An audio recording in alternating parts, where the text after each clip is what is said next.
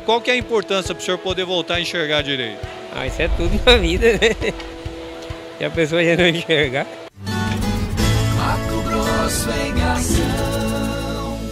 Hoje você confere comigo mais uma caravana da transformação, agora aqui em Alta Floresta. Que nós aqui estamos no extremo norte do Mato Grosso, mas não estamos desprezados pela administração do nosso governo do estado. Com esta edição, a caravana chegou a mais de 20 mil cirurgias oftalmológicas. E que eu estou enxergando aqui para todo mundo ver, ó. É real isso aqui. Então não duvida não, é uma coisa muito real. Nunca teve um governador que tivesse essa qualidade no Mato Grosso de fazer esse trabalho. Olha, é uma estrutura fabulosa. A caravana é transformação. E quando a transformação acontece, o resultado aparece. É Mato Grosso em ação! Governo de Mato Grosso.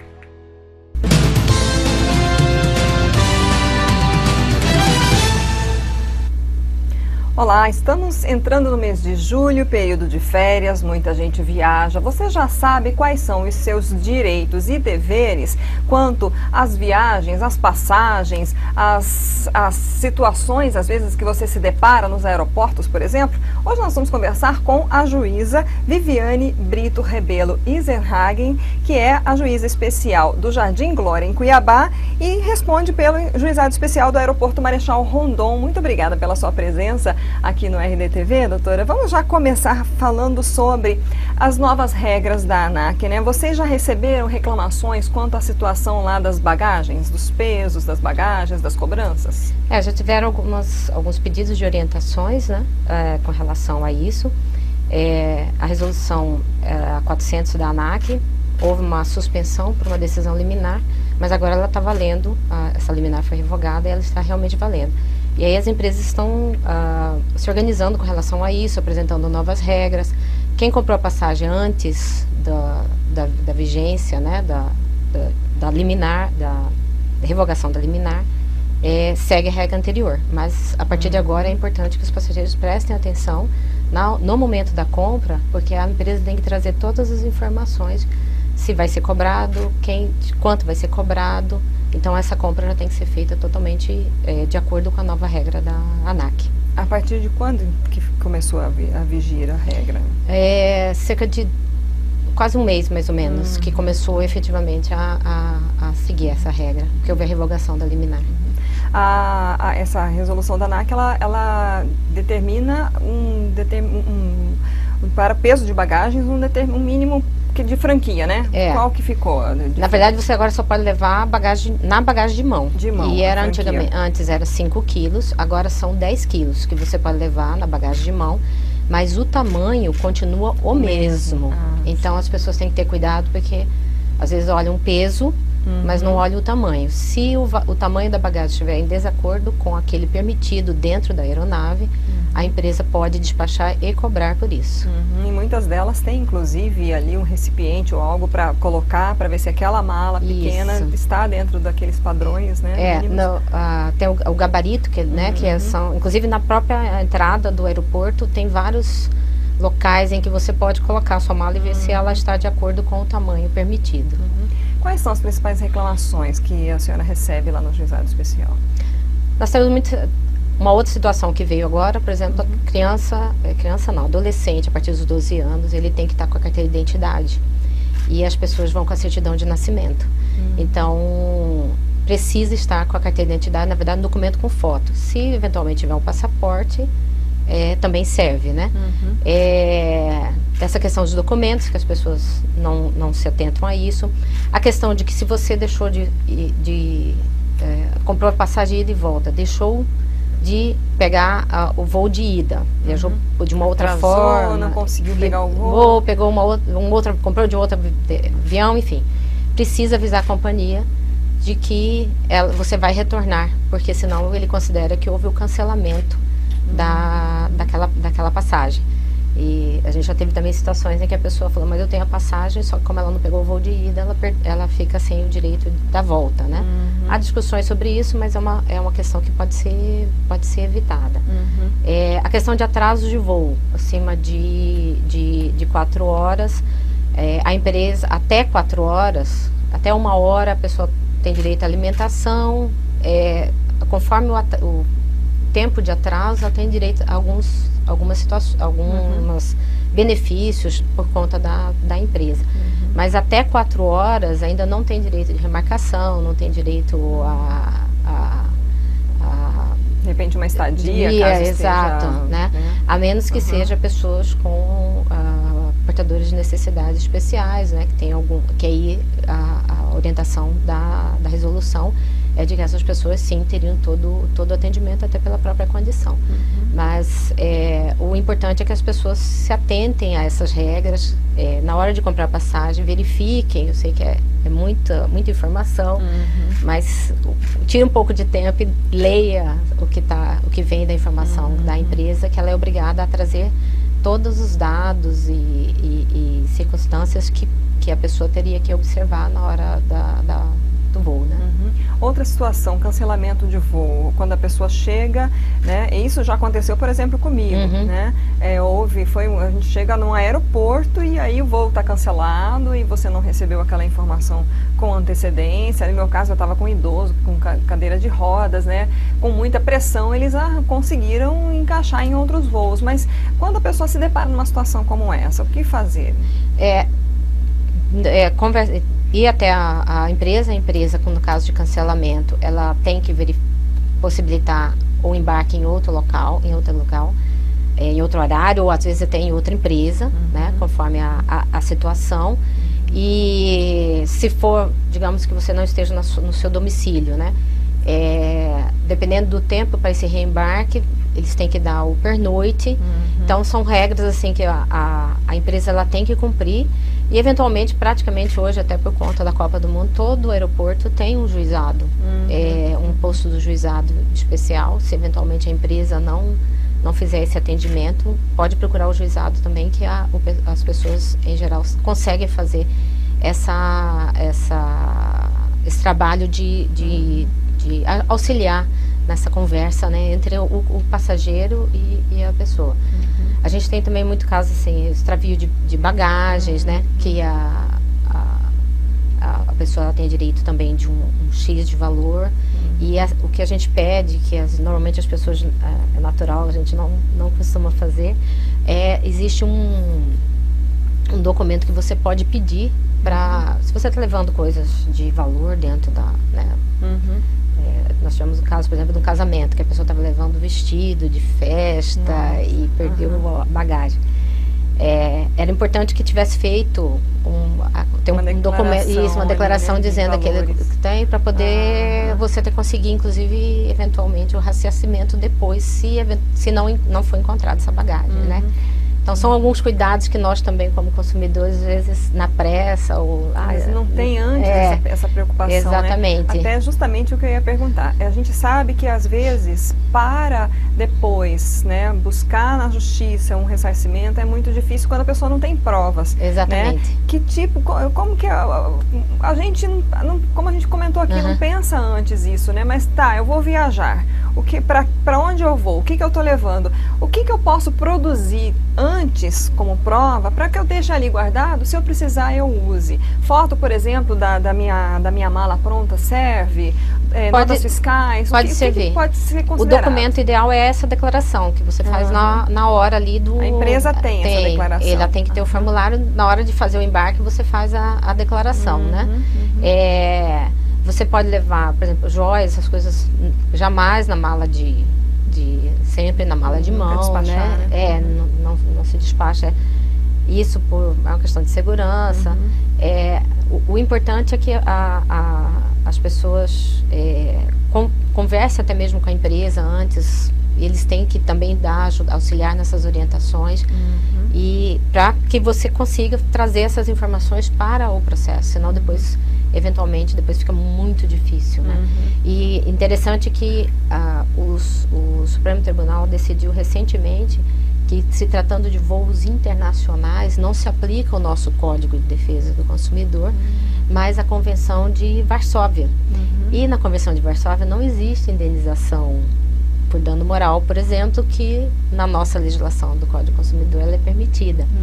Então, essa é outra questão que tem que ser colocada. Tem um valor X estabelecido na resolução, não me recordo agora exatamente o valor, X euros ou X dólares, que você teria direito de ressarcimento. E aí material, como ressarcimento por danos materiais. Exatamente. E você não tem o direito ao dano moral. Então, viagens internacionais, até pela decisão do STF, não se aplicaria o Código de Defesa do Consumidor. Tem que ter mais cuidado ainda. Exatamente. Né? Quando a pessoa, por exemplo, ela precisa levar equipamentos, né, fotográficos, notebook, tablets, coisas assim que são até de uso de trabalho dela, é importante que ela leve junto nota fiscal, por exemplo, desses equipamentos? Isso é muito importante e que ela mantenha com ela. E aí é mais importante ainda que faça a declaração de que está indo dentro da bagagem aquele tipo de equipamento que a empresa vai checar, vai confirmar que realmente aquele tipo de equipamento está sendo transportado por ela. E se não chegando lá, você está com um documento firme que permite a você um ressarcimento, né, comprando, de que a empresa pague por aquele aparelho que foi perdido, extraviado durante o voo. Né? Agora, quanto também a senhora chegou de comentar de viagem com adolescente, né? Viagens com crianças, né? Que tipos de documentos são necessários, abaixo de 12 anos no caso? Só a certidão de nascimento seria o suficiente? A certidão de nascimento ela tem sido aceita, abaixo de 12 anos ela é aceita. Território nacional. Território nacional. Tem que observar, porque eu até fiquei de verificar, no passaporte da criança, em geral não tem o nome da mãe e do pai. Tem os dados da criança, nascimento, etc., mas o nome da mãe e do pai não tem. Então, já teve situações em que a pessoa chega para embarcar, voo internacional, com o passaporte e acha que está suficiente. E não trouxe a carteira de identidade ou a certidão de nascimento para demonstrar que aquela criança porque para viajar para o exterior tem que estar ou acompanhado dos dois pais, ou tem que ter, se for só com um dos pais, tem que ter autorização por escrito do outro. Tem até um formulário da Polícia Federal, ou com autorização judicial, né? E aí, só o passaporte não dá essa informação, não tem essa informação de que a criança é sua filha, né? Então, é necessário ainda esse outro documento quando vai embarcar com criança, né? Se for a criança for embarcar com terceiros, aí a autorização é feita pelos dois pais na Polícia Federal? No voo internacional. No voo doméstico, né, no Brasil, até terceiro grau, no caso tio, pode, avô, pode, né? Tá com os avós, só tem que ter o documento que prova que a pessoa é avó, que acima de 12 anos, dentro do território nacional, não precisa de estar acompanhada. Acima de 12 anos, a criança pode viajar sozinha, desde que com documento, com foto, né, de identidade com foto.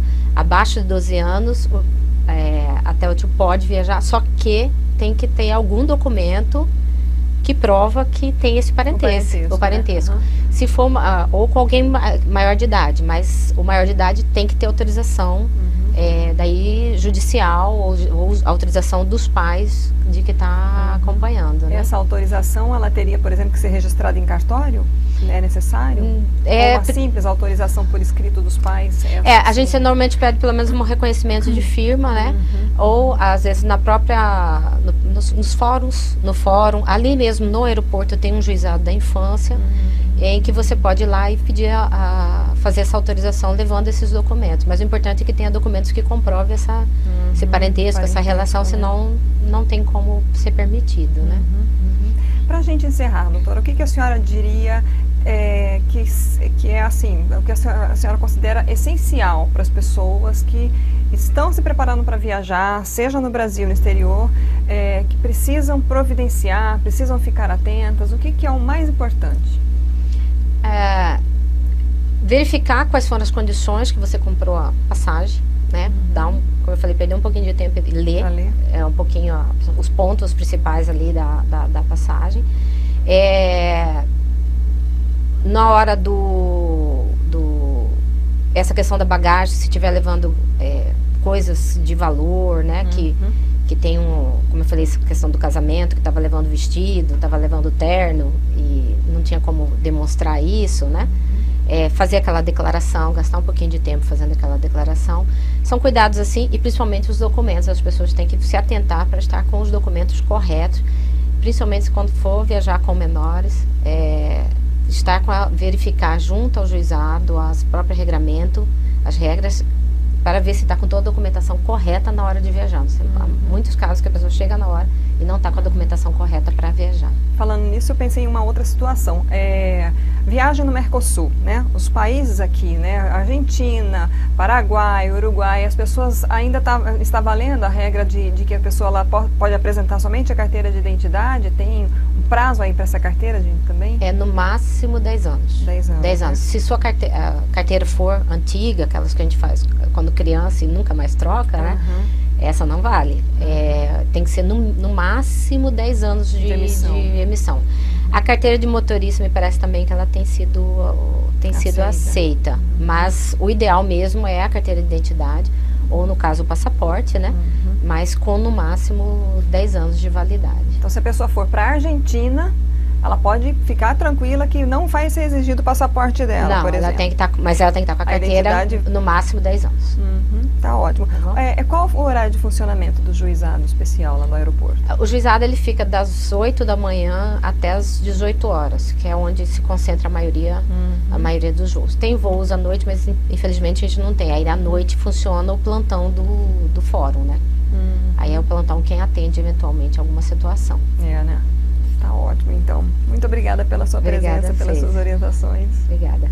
Nós conversamos hoje com a juíza Viviane Brito Rebelo Isenhagen, que é juíza titular do Juizado Especial do Jardim Glória em Várzea Grande e responde pelo Juizado Especial do Aeroporto Marechal Rondon, o Aeroporto Internacional de Cuiabá. Então você viu aqui, se você que acompanhou com a gente, quantas informações, quantas orientações ela nos passou, hein? Então é muito importante, de repente, se você tem dúvida, volte, ouça novamente a entrevista, passe adiante, compartilhe essa entrevista. Nós falamos sobre as novas regras da ANAC, sobre a questão do peso das bagagens, falamos um pouco também sobre os documentos que são válidos, que não são, relacionados às crianças e adolescentes também. E a juíza trouxe aqui algumas informações importantes para você que também precisa, às vezes, se prevenir de algum problema. Como você fazer declarações, para você ter provas numa situação em que você possa querer aí, precisar, né, acionar na justiça com alguma empresa aérea. Então, fica aqui essa dica para você. Curta, compartilhe conosco. Esse vídeo fica disponível no site da RD News, no YouTube e também no Facebook. A gente se vê na próxima.